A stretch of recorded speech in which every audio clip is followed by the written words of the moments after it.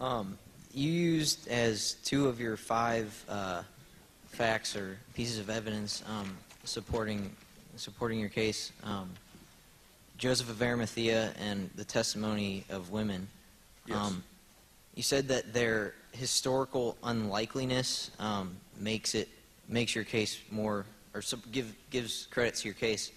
I would argue that their unlikeliness actually serves better to support Mark's message, the Christian message, that they're more likely put in there to show Christians reading the Gospels and people hearing the epistles and everything, that Christians should be inclusive, that, not all Jews, like Joseph of Arimathea, not all Jews are Christ killers, and not all women are crazy, and that. So how do you respond to that? Yeah, well, I think you're reading. I think you're reading 21st century Western political correctness into the Gospels, trying to show that they're so inclusivistic and everything, and I think that's utterly foreign to their concerns. With respect to Joseph of Arimathea, remember his existence is multiply and independently attested, as well as being highly unusual in the sense that the Christians would hardly invent somebody who's a Sanhedrist, all of whom Mark says condemn Jesus, who then does what's right by Jesus in giving him a burial in the tomb. So given this, it's a cumulative case. It's not based on any single fact. It's the cumulative force of all of these, I think, that suggests to the vast majority of scholars that the burial narrative is historical. And with respect to the women witnesses, again, it's incontrovertible that the testimony of women was not as highly prized in first century Judaism as the testimony of men. And so a late legendary account would in all probability make men discovered the empty tomb, because any conceivable role played by women would be more aptly played by men and give more credible testimony. I think the reason that women are the discoverers of the empty tomb is very much like those Josephine examples. That was the only witnesses there were. These were the ones they had. These were the ones who really did it, and therefore the Gospels faithfully record it. Thank you. Okay. Dr. Carrier, the naturalistic explanation you gave for the post-mortem appearance of Christ to people is that of mass hallucinations. Some quotes by you tonight are, the Christians were regularly hallucinating, Christians were prone to hallucinating, they did it all the time, and other cults facing failure with no other way to move on also relied on this.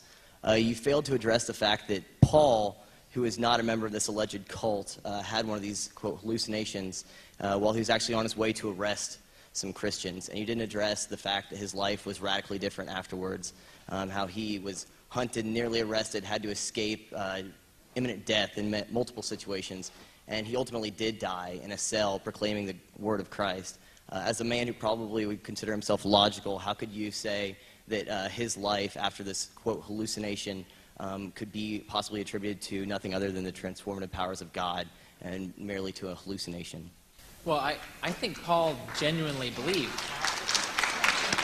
Paul genuinely believed what he saw. I don't think Paul thought it was a hallucination, obviously. When he hallucinated Jesus communicating to him the gospel, he actually believed this was really the case. So obviously it would transform his life in all the ways that you described, because he actually thought that had actually happened. He believed it.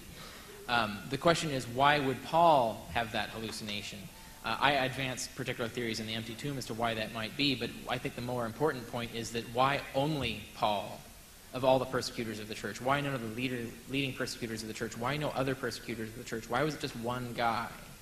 And I think the reason being is that precisely because it's unusual, it would be uncommon, let's say, statistically a low frequency of particular persecutors coming to realize, for example, that they actually agree with the Christian message, their moral message, for example, and start to feel guilt, for example, about persecuting the church.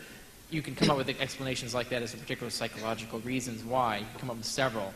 We don't know enough information about what Paul actually was thinking at the time to actually know. So the question really is, statistically what's going to be the case. Statistically, if there's going to be any psychological explanation for Paul to suddenly have this revelation to himself and convince himself that the Christians are right and that Jesus is actually was risen from the dead and so forth, whatever explanation that might be, it's going to be uncommon. And the fact that Paul is extremely uncommon, in fact, he's unique. There's only one persecutor of the church that this happened to. I think that confirms the prediction of my theory that what we're looking at are unique psychological conditions that actually inspired Paul to have this hallucination. And the fact that Paul is alone confirms that prediction. Whereas if you take the theory, and against Craig, what he was saying earlier, that I do think the issue of whether Jesus would appear to all people is historically relevant. It's not a theological point. I'm not talking philosophy here. I'm talking about what predictions do his theory make that are different from the predictions that my theory make. Now, if his theory predicts that Jesus is just going to appear in exactly the same place and way and manner that natural theories would also predict, then there isn't any way to tell the difference between natural explanations of the facts and his explanation of the facts, and consequently, we can't decide between them and we can't claim his theory is known. His theory has to make predictions that are different from the predictions made by the naturalistic theories, and those predictions have to come true, whereas the naturalistic predictions have to come false. And that doesn't come to the fore here. And we have a situation with Paul where I think is a classic example of that. The fact that Jesus only appeared to one outsider confirms the naturalistic explanation, because that's exactly what naturalism predicts. Whereas the fact that Jesus didn't appear, if Jesus could have appeared, let's put it that way, Jesus could have appeared to everyone on earth, and as I mentioned earlier, had he done so, I would probably be convinced by the evidence of it, because there would be a tremendous amount of evidence confirming this thing that would have no other naturalistic explanation in my view, or at least no easy naturalistic explanation. So that's what I'm talking about when I say Jesus could appear to everyone. I'm not saying Jesus had to appear to everyone, or they necessarily would have. I'm saying that that's the kind of thing that you would expect for that particular kind of theory. Jesus wants people to have this message. Obviously, if I wanted people to have a particular message that's going to transform their life, make their lives better, and I had the means to appear to everyone and give them a short discussion of this and give them some sort of evidence that this is really the thing they should follow, I would do so. But obviously, I can't be more compassionate or more intelligent than God. So if God also had the same desire, and that means he would have done so. So I say this is a prediction of Craig's theory that is actually falsified by the historical evidence. And that's the position I take with regard to your question and its relation to other topics like that.